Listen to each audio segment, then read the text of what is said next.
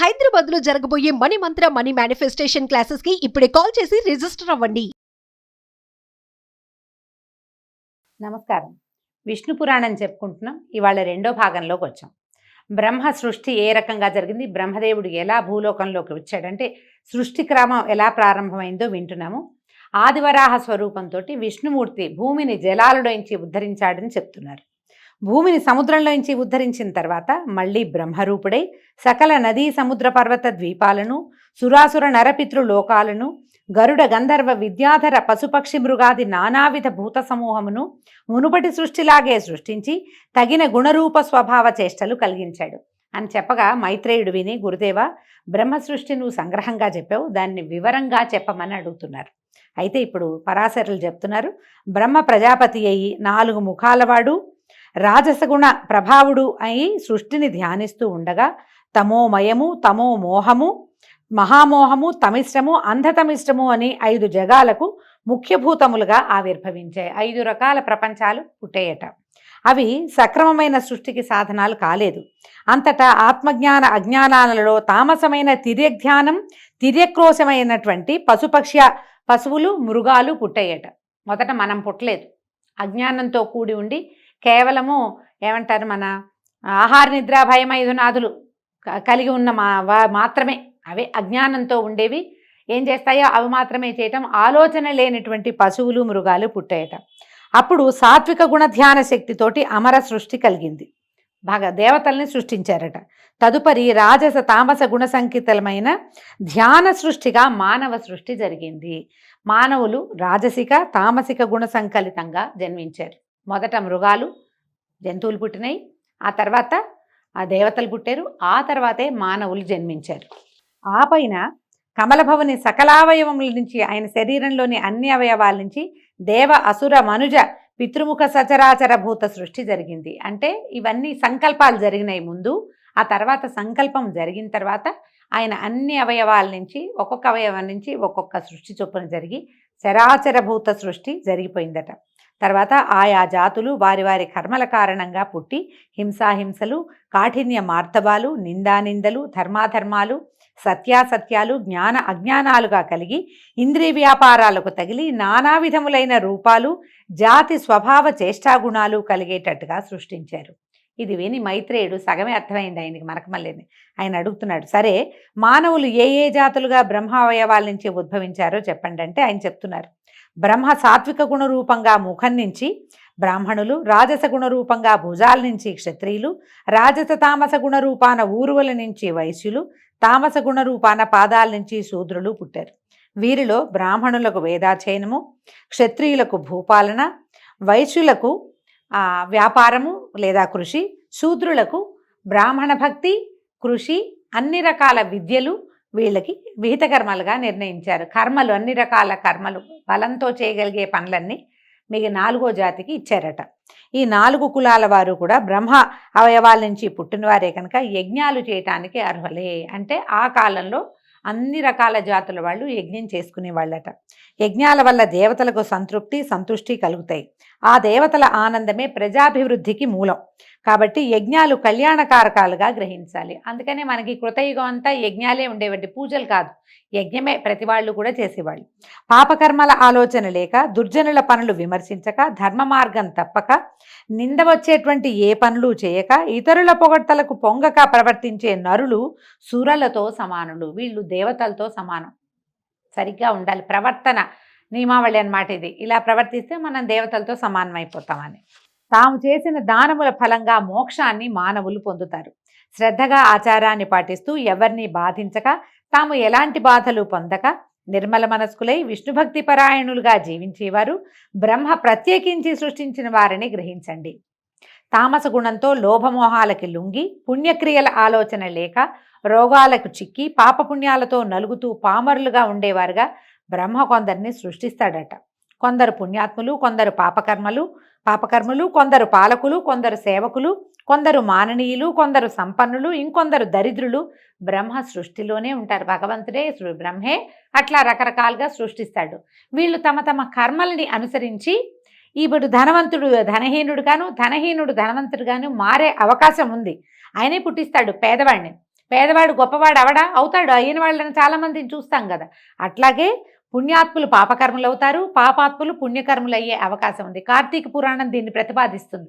అడుగడుగునా మనం అట్లాగే చాలా కుకర్మలు చేసిన వాడు మళ్ళీ ఒక పూజ చేసి ఒక పౌర్ణమి నాడు దీపారాధన చేసి మళ్ళీ మోక్షాన్ని పొందాడని చూపిస్తారు. పరస్పరం ధనకాంక్షతో పోరాడే వారికి తగిన చతురంగ బలాలు, పురాలు, వాహనాలు బ్రహ్మ సృష్టి విశేషంగా తెలుసుకో. ఎప్పుడు యుద్ధాలు చేసే వాళ్ళకి బోళ్ళంత జనం ఉంటారు, వాళ్ళ దగ్గర జనం చేరుతూ ఉంటారనమాట. మానవుల జీవనానికి ధాన్యము, పప్పు దినుసులు, గో మహిషాలు, నివాసాలు, ఫలవృక్షాలు, తిలలు, పెసలు మొదలైన పదార్థాలు కూడా బ్రహ్మదేవుడు సృష్టించినవే. ఇలా సృష్టించిన పెంపులేని సృష్టి ఉండటం చూసి బ్రహ్మ ఏం చేశాడట, ఆయన మొదట సృష్టించిన గుంపే ఉన్నారు, మళ్ళీ ఏమి జరగటల్లా, ఎలా ఉన్నది అలాగే ఉంటుంది. ఈయనది పెరగటం లేదని తనతో సమానులైన ప్రజాపతులను సృష్టించి లోకమును ప్రజా సమృద్ధితో చేయాలని సంకల్పించి నవబ్రహ్మలను మానసిక సృష్టిగా రూపొందించాడు. ఈ నవబ్రహ్మలు ఎవరు? భృగువు, పులస్త్యుడు, పులహువు, క్రతువు, అంగిరసుడు, మరీచి, దక్షుడు, అత్రి, వశిష్ఠుడు. వీళ్ళని నవబ్రహ్మలుగా చెప్తారు.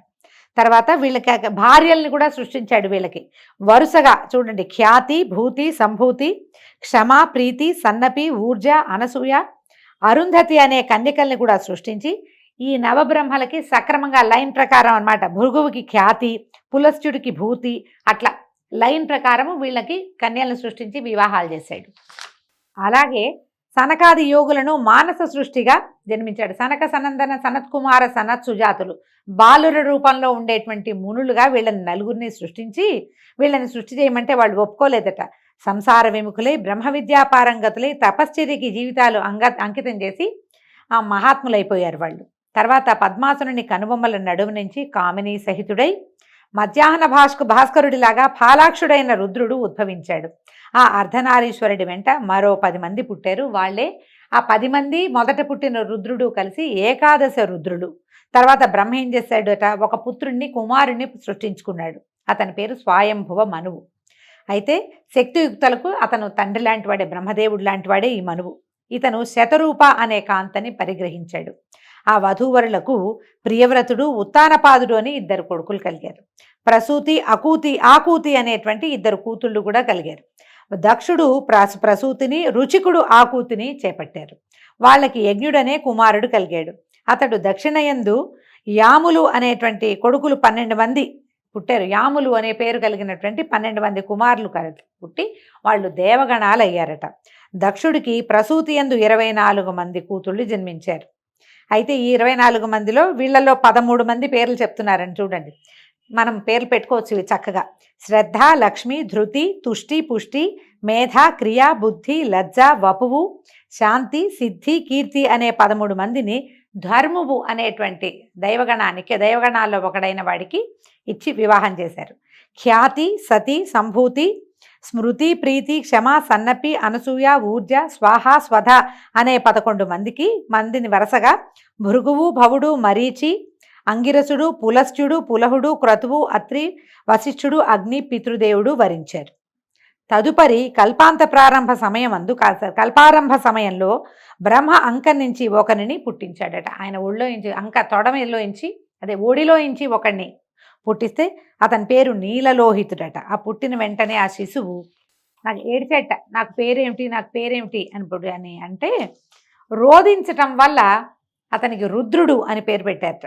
ఆ బాలుడు అలాగే 7 సార్లు ఏడిస్తే 7 సార్ల నుంచి భవుడు, శర్వుడు, మహేశ్వరుడు, పశుపతి, భీముడు, ఉగ్రుడు, మహాదేవుడు అని పేర్లు పెట్టి రుద్రాదిగా ఆ 8 పేర్ల వాణిని చేసి 8 మందిగా విభాగించారట.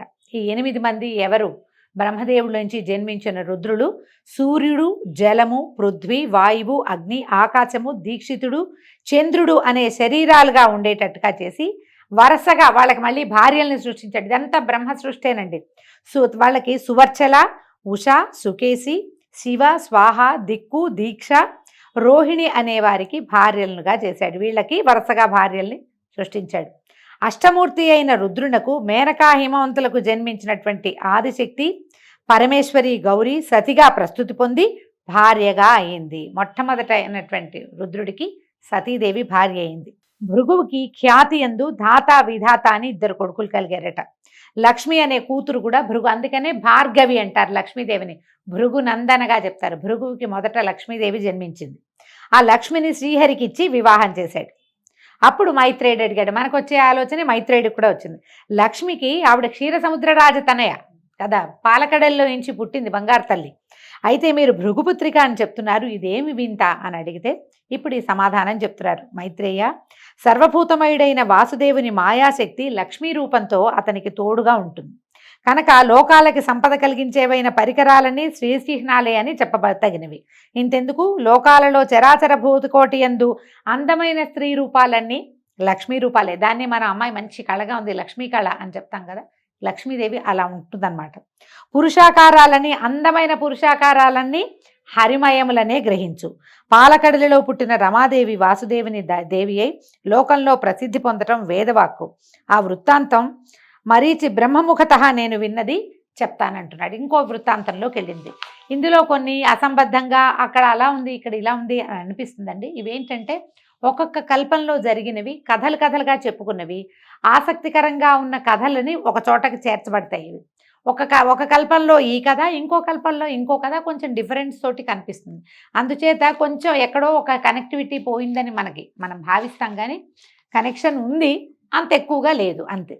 అత్రికి అనసూయందు శంకరాంశతో జన్మించిన వాడు దూర్వాసుడు. కోపానికి పురుష రూపం. కోపించాడంటే బ్రహ్మరుద్రాదుల్ని కూడా గడగడలాడించగలిగినటువంటి అపరరుద్రుడు. తాపసులలో మిన్నగా పేరుగన్నవాడు. ఒకప్పుడు భూమినంతను పరిభ్రమించి ఇంద్రలోకానికి వెళ్ళాడు. అప్పుడు ఒక విద్యాధర కాంత నందనవనంలో ఉన్న పారిజాతాల నుంచి పువ్వులు కోసి దండ అల్లి పట్టుకుని వస్తూ ఈ దూర్వాసును చూసి ఆయనకి సమర్పించిందట. దూర్వాసుడు తన దండని తన జటలకు వేళ్లాడగట్టి విలాసంగా ఏనుగులాగా నడుస్తూ వస్తూ ఎదురుగా ఐరావతారూఢుడైన ఇంద్రుణ్ణి చూసి కొంచెం పక్కకి ఒత్తిగిలి నుంచున్నాడట. ఏనుగు వస్తోందని పక్కకి వెళ్ళాడు. అయితే ఇంద్రుడి దగ్గరగా వచ్చేసరికి దూర్వాసుడు తన జడల్లో ఉన్న పూదండను చూసి ఇంద్రుడికి అందించి దీవించాడు. ఇంద్రుడు ఆ దండను అంకుశంతో అందుకుని అలక్ష్యంగా ఐరావతం యొక్క కుంభస్థలం మీద ఉంచాడు. ఆ పూదండ పరిమళానికి గండు తుమ్మెదలు రొద చేస్తూ దాని మీద వాలగా ఐరావతం బెదిరి ఆ పుష్పమాలికను తొండంతో కింద పడేసి కాళ్లతో తొక్కి రేకులు ఊడగొట్టి నలిపి విసిరేసింది. అటు ఇటు ఉన్నవారు ఇంద్రుడు కూడా ఏనుగు చేసిన పనికి చప్పట్లు చరుస్తూ పకపక నవ్వారు. ఇంద్రుడు ఈ దుర్వాసుడు ఆ వికారపు పనిని చూసి నిప్పులు రువ్వుతున్నటువంటి కళ్ళతోటి, ఔరా ఇంద్ర, అమరాధిపతిపని ఆదరించి మన్ననగా పూదండ ఇస్తే రాజ్యాధికార మతంతో ఇట్లా దుర్వినీతంగా ప్రవర్తిస్తావా? నీ సిరి సంపద సముద్రంలో కలియుగాక అని శపించి వేడి నిట్టూర్పులు విడుస్తూ వడివడిగా వెళ్ళిపోయాడు. వెంటనే ఇంద్రుడు పరిగెత్తుకుంటూ దిగేశాడు. ఏనుగు దిగి పరిగెత్తాడు. దూర్వాసునికి ఆ పాదాల మీద సాష్టాంగంగా నమస్కరించి చేతులు జోడించి నన్ను క్షమించమని బతిమలాడాడు. నా తెలివి తక్కువతనాన్ని క్షమించు, అనుగ్రహించు అని గద్గద కంఠంతో ప్రార్థిస్తే ఆయన నెయ్యి పోసిన అగ్నిలాగా, అగ్నికి ఆజ్యం పోసినట్టు అంటాం కదా, ఇంకా ఉడికెత్తిపోయేట. దురాత్మ, మర్యాదామన్ననా లేక నన్ను అవమానించావు. ముజ్జగాల దొరతనం అంత మత్తెక్కించింది నీకు. అలా చేసిన అవమానం చాలక ఇంకా ఏదో మాట్లాడి నన్ను వల్ల వేసుకోవాలని చూస్తున్నావా? నోరు మూసుకుని పోతావా, లేదా నీ ఊరు పేరు పోయేలాగా శపిస్తానన్నాడు. ఆనాడు దొంగవేషం వేసి అహల్యను అవమానించి గౌతముని చేత దయతలిచి బతికి వచ్చావు. నేను గౌతముణ్ణి కాను. నా కోపానికి అగ్ని కూడా బూడిదవ్వాల్సిందే. అత్రిమహాముని కొడుకుని తెలుసా నేను? పోపో, నువ్వు ఇంకా ఏమైనా అన్నావో నీ బతుకు నడివీధి మెతుకవుతుంది. భరించరాని అవమానం చేసావు, పోపో అని ఏ శాపావసానము చెప్పకుండా ఇలా చెయ్యి పోనీలే అని అనలా. ఆయన మన్నించడం అనేది అసలు ఆయన చరిత్రలోనే లేదనమాట. పరిగెత్తినట్టు వడివడిగా వెళ్ళిపోయాడట. చేసేది లేక ఇంద్రుడు వెనక్కి తిరిగొచ్చి కందిపోయిన మొహంతో దుఃఖంతో కుందుతూ ఐరావతం ఎక్కి ధారగా కన్నీళ్లు కార్చుకుంటూ భవనానికి వెళ్ళాడట. అమరావతి అంతా కలకలం వచ్చేసింది. ఏమిటా అని వాకిట్లో నుంచి బయటకు వచ్చి నుంచుంటే అప్సరసలు, కల్పవృక్షము, కామధేనువు, ఐరావతము, ధనరాశులు ఒకదాని వెంబడి ఒకటి పెనుగాలికి దొర్లిపోయినట్టుగా ఎక్కడికో దొర్లి వెళ్ళిపోయినాయి. ఇంద్రజాలంలాగా అమరావతి మొత్తం సర్వం సహా శూన్యమైపోయిందట. దూర్వాసుడు పెట్టిన శాపం ముల్లోకాల ప్రభువుకి తగిన ముజ్జగాలకి ఆవరించేసింది. మొత్తం ఈయనకొక్కడికే కాదు, మొత్తం అంతా పోయింది. ధరలో దాన ధర్మాలు తెరచాటయ్యాయి. అనావృష్టి, సస్యనాశనం, ధనధాన్యాల తరుగుదల, యజ్ఞాలు అసలు పేరుకి అవన్నీ పోయినాయి. యజ్ఞాలు అసలు లేని లేవు. దేవతలకి ఉపవాసమేనట. ఎందుకంటే ఏదైనా యజ్ఞం జరిగితేనే దేవతలకి భోజనం. ఇలాంటి దౌర్భాగ్యం పట్టింది. ఏమైపోతుందో ఏం చేయాలో తెలియక వీళ్ళంతా దుఃఖంలో ఉంటే ఇదే సమయం అని విప్రజిత్తు మొదలైన దానవులు అమరావతి మీదకి దండెత్తారు. చాటుమాటుగా అక్కడ ఇక్కడ ఇరుక్కుపోయి కదలకుండా ఉన్న సంపదని కొల్లగొట్టి ఈ ఇంద్రుడిని ఎదిరించారు. సర్వసన్యాసం చుట్టుకున్న ఇంద్రుడు వారిని ఎదిరించలేక పారిపోయి బ్రహ్మను దర్శించి దూర్వాసన శాపం వల్ల ముల్లోకాలకి తనకి పట్టిన దౌర్భాగ్య దశని రోధిస్తూ చెప్పుకున్నాడట. ఈయనేమన్నాడు బ్రహ్మదేవుడు, దూర్వాసుడు సామాన్యుడు కాదు, సిరి సంపదలు నీకు పోయినా నువ్వు ప్రాణాలతో బతుకున్నావు, అంత సంతోషించు. ఇక అతని పేరు చెప్తే నా గుండె కూడా గడగడలాడుతోంది. అయితే నిన్ను ఈ సమస్యల నుంచి నిన్ను కాపాడగలిగిన వాడు ఎవరంటే ఒకే ఒక లక్ష్మీరమణుడు మాత్రమే, సర్వశక్తి సంపన్నుడు. ఆ స్వామిని ప్రార్థిద్దాం పదాని అగ్ని మొదలైనటువంటి దిక్పాలకుల్ని, బృహస్పతి మొదలైన మునులని దగ్గర పెట్టుకుని పాలకడలిలోకి వెళ్ళాడట. అందరూ శ్వేత ద్వీపం చేరారు. ఆ ద్వీపం నడుమునున్న వైకుంఠము, దానిలో లక్ష్మీ మండపంపై సనకాదుల దివ్య ప్రసంగాలు వింటూ ఉన్నటువంటి కోటి కందర్పమూర్తిని, పుండరీకాక్షుణ్ణి, దివ్యాలంకార శోభితుణ్ణి, పీతాంబరుణ్ణి, లక్ష్మీ మనోహరుణ్ణి దర్శించి ఆనంద పరవశులయ్యారు. వీళ్ళ దగ్గర ఉన్న సంపద అంతా పోయింది, కానీ సాక్షాత్తు లక్ష్మీరమణుడైన విష్ణుమూర్తి మాత్రం ప్రశాంత చిత్తంతో ఉన్నాడు. శ్వేతకల్పం అంతా వైభవోపేతంగానే ఉంది. అప్పుడు ఈయన అడిగాడు, దేవేంద్ర ఏం వార్త, ఇంత చిన్నబోయినట్టుగా ఉన్నావు, నీ కళ తగ్గిపోయింది, బ్రాహ్మణ క్షోభ ఏదో నీకు తగిలినట్టు తోస్తోంది అని అంటే, అప్పుడు ఈ దూర్వాసుడు శపించడము, ఇంద్రరాజ సంపద అంతా నాశనం అవటాన్ని, ఇది ఎలా తప్పుతుంది, ఈ దౌర్భాగ్యం నుంచి తప్పించుకోవటం ఎట్లా చెప్పమంటే, అప్పుడు ఏం చెప్పాడంటే, వాసవ విచారించకు, నేను చెప్పేది వినమన్నాడు. దిక్పాలకులతో వెళ్ళు, రాక్షసులతో కపటపు సంధి చేసుకుని వాళ్ళు మీరు పాల సముద్రంలో ఓషధి లతలు వేసి మందరగిరి కవ్వంగా వాసుకి తాడుగా ఆ సముద్ర మథనాన్ని చేయండి. నా సహాయం సమయానుకూలంగా ఉంటుంది. అమృతంతో సహా మహిత వస్తువులు, ముల్లోకాల వైభవానికి కారణాలైనవన్నీ మళ్ళీ వస్తాయి. అమృతపానం అవుతుంది. ఆ పోయిన సంపదంతా మీ వశమవుతుంది. రాక్షసులకు చెందేది శ్రమ మాత్రమే. నువ్వు యథాపూర్వకంగా నువ్వు ముల్లోకాలకి అధిపతి అవుతావు, వెళ్ళు అని ధైర్యం చెప్పి పంపించాడు. అందరూ ఆనందంగా వెనుతిరిగి వచ్చారు. చమత్కారంగా మాట్లాడి ధనుజులతోటి సంధి చేసుకున్నారు. మందరగిరిని పెళ్లగించి తెచ్చారు. వాసుకుని కవ్వపు తాడుగా చుట్టి పాలకడలిలో వేశారు. ఓషధి లతలు చుట్టూతా ఉంచారు. అడుగున ఆధారం లేక ఈ మందరగిరి లోపలికి వెళ్ళిపోయిందట. వెళ్ళిపోతే ఇంద్రుడు మనసా పుండరీకాక్షుని ధ్యానించి ప్రార్థించగా పద్మాక్షుడు వచ్చి 1,00,000 యోజన విశాలమైన కూర్మరూపం ధరించి జలధిలో ప్రవేశించి మందరగిరిని పైకెత్తి తన వెన్ను మీద ధరించాడు. తర్వాత అది అక్కడ ఉండగానే నిజరూపం వచ్చి నిజరూపంలో పైకొచ్చి దేవదానవులను చూసి తరమండి, బాగా చిలకండి అని ప్రోత్సహించాడు. దేవతలు వాసుకి తోకను, దానవులు తలను పట్టుకుని మందరగిరిని తిప్పడం ప్రారంభించారు. వాసుకి శ్రమాధిక్యం వల్ల విడిచే నిట్టూర్పులతోటి విషజ్వాలలు వచ్చి దానవులని బాధించేవి. వాళ్ళు ఆ బాధకి చిక్కి అలాగే తిప్పుతుంటే దేవతలు ఎలాంటి శ్రమ ఎరక్కుండా తిప్పారు హాయిగా. అలాగా తరమగా బాగా చిలగ్గా సముద్రం నుంచి కల్పవృక్ష కామధేనువులు, చింతామణి, రంభాది అప్సరసలు, ఐరావతము, ఉచ్చైశ్రవము వెలికిరాగా శ్రీపతి ఆ సమూహం మొత్తాన్ని ఇంద్రుడికి అప్పచెప్పాడు. వచ్చిన వాటన్నిటిని ఇంద్రుడికి అప్పచెప్పేశారు. నవనిధులు పుట్టగా కుబేరుడికి ఇచ్చారు. చంద్రకళ బయటకు వచ్చింది. ఆ చంద్రుడినేమో శివుడికి శిరోభూషణంగా ఇచ్చారు. ఒక కళ్ళు కొండ వచ్చిందట. దాన్ని దానవులు కైవసం చేసుకున్నారు. మనం సాధారణంగా వినలేదండి, ఇది కొంచెం ప్రత్యేకంగా కనపడుతుంది. భరించరాని విషం వస్తే దాన్ని సర్పాలు తీసుకునేవి. ఆ తర్వాత అమృత కలశం పట్టుకుని దివ్యాంబర ఆభరణధరుడైనటువంటి ధన్వంతరి బయటికి వచ్చి కనుసైగ చేత విష్ణువు సైగ చేసేసరికి తీరంలో ఉన్న ఒక చెట్టు కింద నుంచున్నాడట వెళ్ళి. తర్వాత పద్మపాణి, లోకజనని, విద్వాంసుల ఉపాస్య దేవత, త్రైలోక్య సుందరి, దయారాశి అయినటువంటి లక్ష్మీదేవి పాలకడలి తరంగాల మీద నుంచి అల్లనల్లన నడిచి తీరానికి వచ్చింది. మునులు శ్రీదేవిని శ్రీసూక్తంతో స్తుతించారు. విశ్వావసువు మొదలైన సుగంధర్వులు శుభగీతాలు పాడారు. ఘృతాచి మొదలైన అచ్చరలు ముచ్చటగా నాట్యమాడారు. ఐరావతాది దిగ్గజాలు సువర్ణ కలశాలలో గంగాజలం తెచ్చి అభిషేకించాయి. సముద్రపతి ఎన్నడూ వాడని పద్మమాలికలు ఇచ్చాడు. విశ్వకర్మ దివ్యరత్న అలంకారాలు సమర్పించాడు.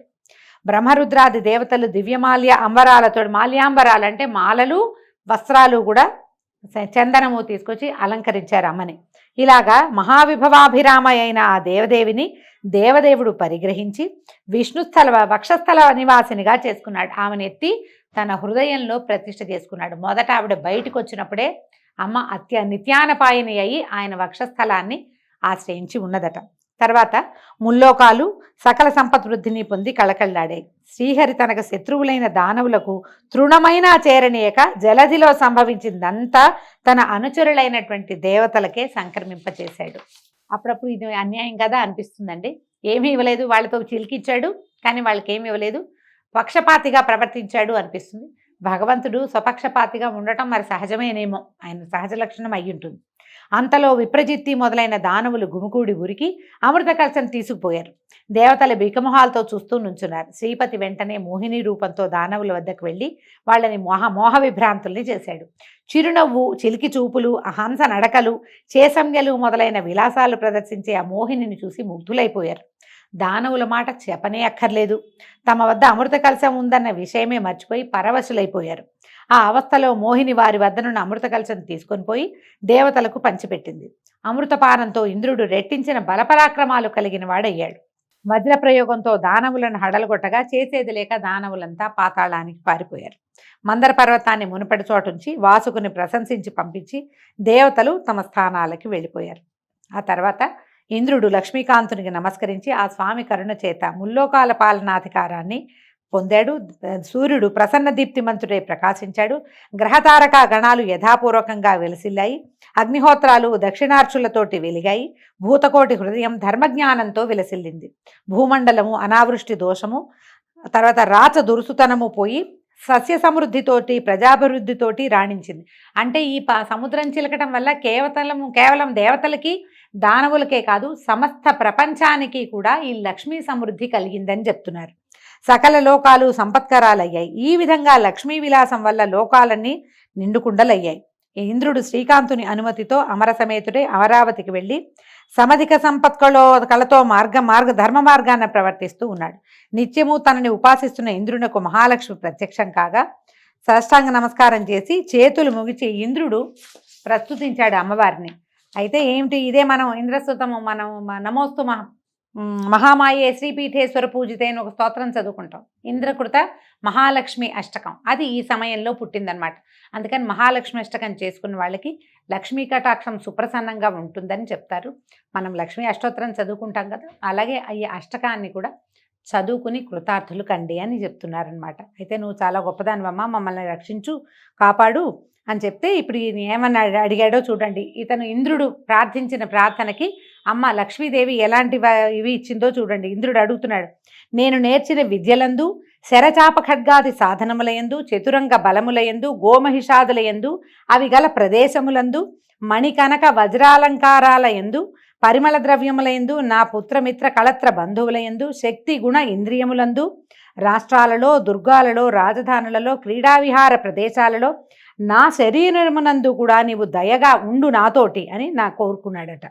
నిన్ను ఇలాగా నృతించేవాని యందు కొడుకుని చూస్తున్నంత దయతో చూసి రేయింబవళ్ళు కాపాడమని ఆ స్తోత్రంలో కోరుకున్నాడు. ఈ ఇంద్రకృత మహాలక్ష్మి అష్టకం చేసుకున్న వాళ్ళు ఇంద్ర సంకల్పం ఎలాగైతే ఉందో అలాంటి సంకల్పంతో అమ్మవారి యొక్క అనుగ్రహానికి పాత్రలవుతారని చెప్తున్నారు.